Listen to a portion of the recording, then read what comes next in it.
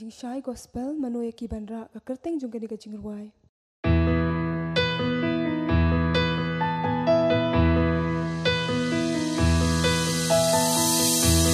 Bun hajar ki priyo ha ka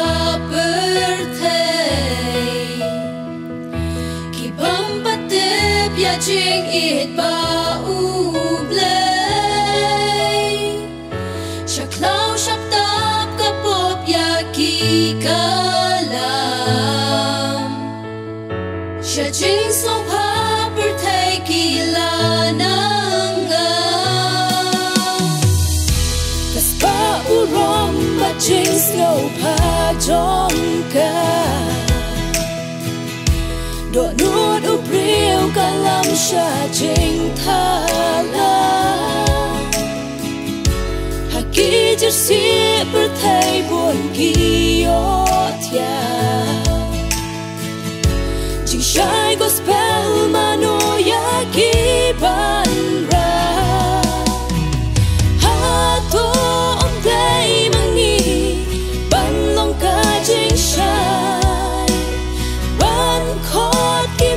Simba corridor, you play one high. Hato day mangi, ban long kadot sa, haka perthei ban wala, kajing ha.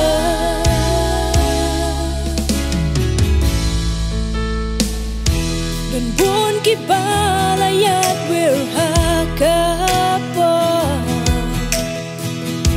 hajing snow pa perthei buồn chát ki nga jing long bat lot ki ngam hajing thala ban phai shu blay nang ta kim la satya tha mi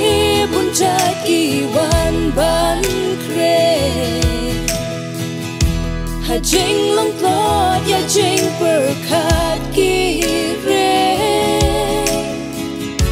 kak tien u play ya ki manu ban sa do nuốt ba e manu ban pen kela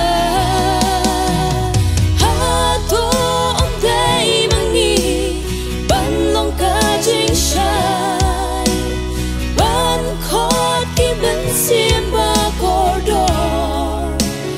you play one high. Hato day mangi, ban long kadot sa, haka perthei ban wala, kajing ha. Jing khot ka long ya pi. Ya nga bakam jong ublay kadawa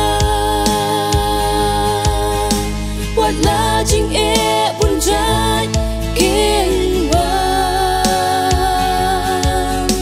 sang ti ublay yang i kan ya la